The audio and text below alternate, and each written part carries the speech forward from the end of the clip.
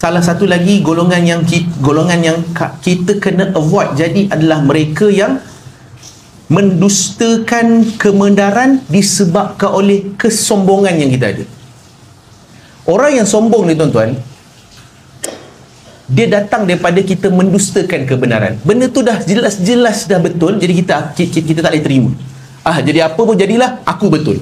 Jadi apa pun jadilah, tak boleh. Ini pride aku. Jadi kita tak nak ada dua sifat tu dalam diri kita. Tuan-tuan, kita baca Quran ni, kita baca ayat ni untuk reflect, ada tak masih tersisa dua sifat ni dalam hati kita? Hari-hari kita minta dekat Allah, tolong ya Allah, cabutlah dua sifat ni. Cabutlah sifat kita ni jadi orang yang mendustakan kebenaran. Cabutlah ya Allah dalam hati aku ni jadi orang yang sesat sebabkan oleh aku ni tak tuntut ilmu.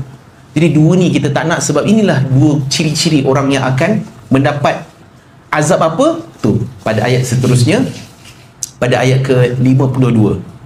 Tetap mereka ini pada hari itu, yakni pada hari akhirat nanti, mereka akan memakan sebatang pokok, iaitu pokok zakum. Okey, apa tu pokok zakum?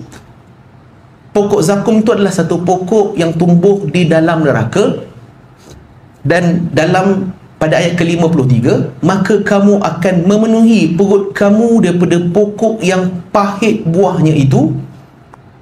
Kerana pada ketika itu tuan-tuan, manusia dalam neraka tu, kalau macam sebelum ni ayat kita sebut tentang kita akan sangat haus, dan disebabkan kita sangat haus, minuman yang ada dalam neraka tu minuman yang kalau kita minum, kita akan makin sakit, makin panas, dan rosak tubuh badan kita jadi semula.